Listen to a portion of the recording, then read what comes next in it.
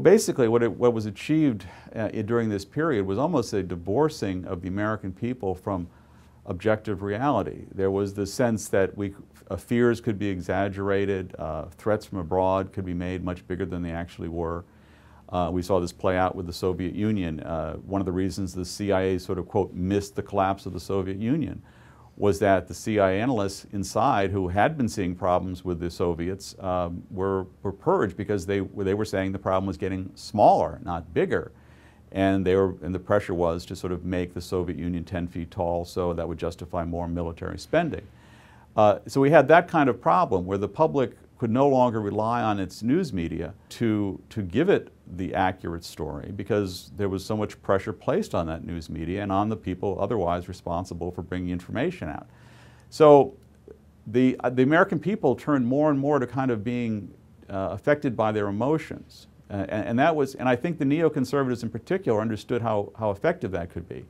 For instance, if you want to rally people to get upset about in the first Persian Gulf War, you don't really talk about economics, you don't even talk about oil. You talk about Saddam Hussein's forces taking babies off incubators and throwing them on the ground, even if that's made up.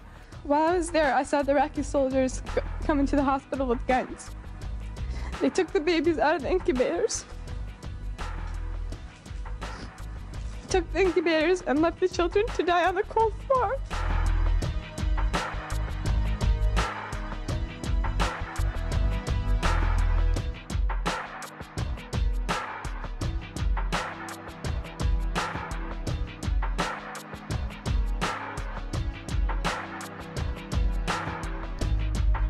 So emotions become very important in terms of how you manipulate the American people. And that's part of where we have sort of evolved into this period, where you have, in the case of heading into the Iraq War, especially after 9/11, when Americans were understandably furious, but there was exploitation of that anger and those emotions. And that was used to then justify a more aggressive policy around the world. And you saw in the case of the lead up to the war with Iraq, President Bush, Vice President Cheney and the neoconservatives very effectively exploited American fears. They stressed how Saddam Hussein was moving forward with chemical and biological and possibly even nuclear weapons. There was the famous line about, "We cannot let the smoking gun be a mushroom cloud." So Americans were frightened and they were almost been untethered from reality. And that allowed the government to do pretty much what it wanted, which was to go in and invade this country. So on that sort of a foreign policy level, you see how it works. But there was also a similar disconnect relating to the economy. The conservatives were able to convince Americans that the government was the problem and that the solution was to let the free market do what it wanted. So the idea of deregulating became a big issue. Obviously cutting back taxes, going after weakening the regulatory agencies, whether it be the EPA on the environment or whether it be the SEC and some of the regulatory agencies on the economy.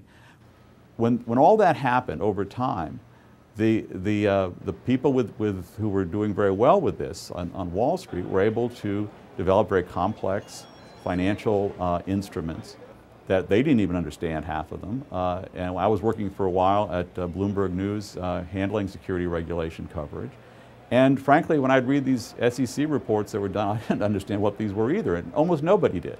So that idea of of people not understanding the real world, the facts around them, played dramatically into the kind of crisis America now faces, where the hopefulness or this ideological feeling that government has to be removed from every picture prevailed. And ultimately, it's led to the kind of catastrophe that the United States sees not only in the foreign policy field, where it's got two open-ended wars costing $10 billion a month, but also in the case of the domestic economy, which has gone pretty much out of control because the regulators were consistently pushed back over the past 25, 30 years.